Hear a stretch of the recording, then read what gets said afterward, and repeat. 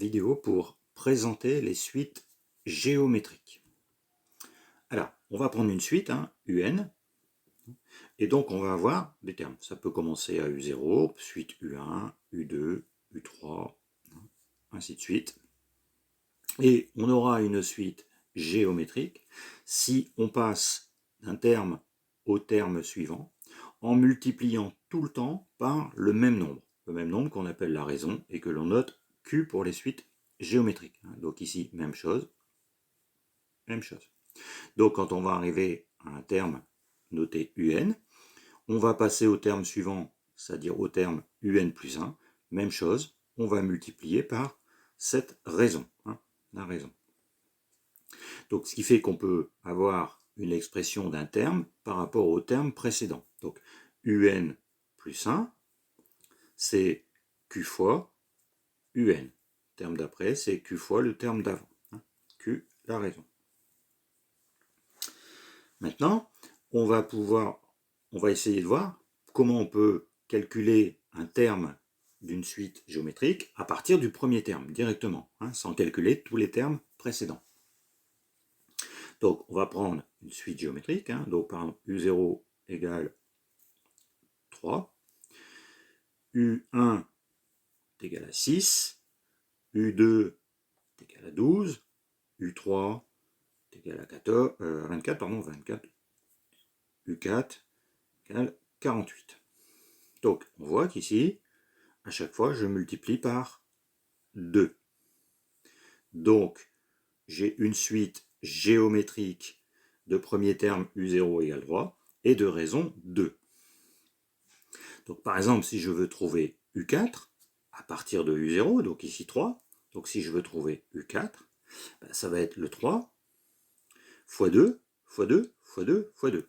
Donc, fois 2 puissance 4. Ce qui fait que je vois l'expression, en fin de compte, de la suite UN, du terme UN, donc c'est UN, c'est le U0 fois, donc le 2 ici, c'est donc la raison, Q puissance N.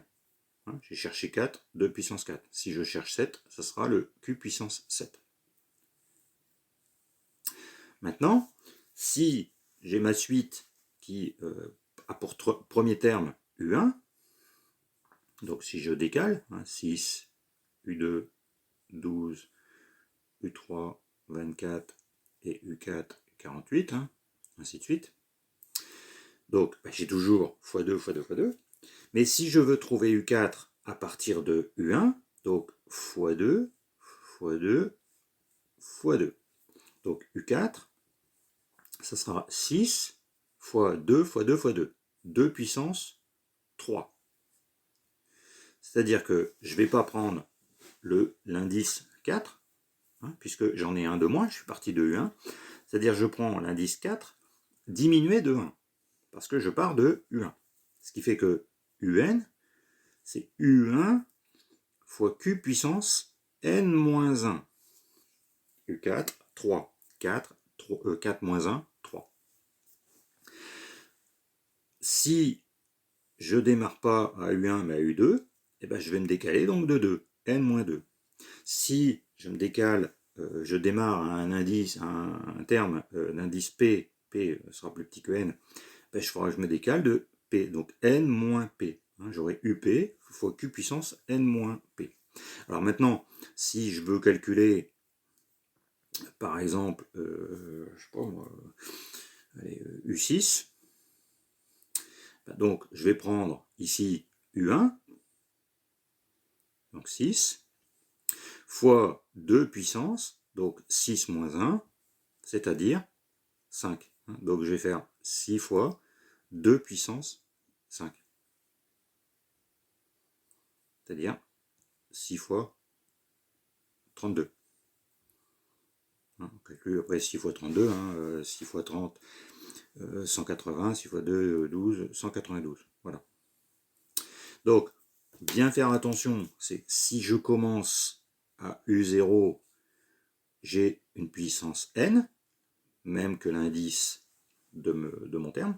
Par contre, si je commence à U1, je prends puissance n-1, c'est-à-dire que je diminue l'indice de mon terme de 1. Donc, bien faire attention à chaque fois si on me donne le U0 ou le U1. Alors après, on a vu, on peut décaler U2, U3, mais déjà avec ça, on peut faire déjà pas mal de choses. Donc voilà.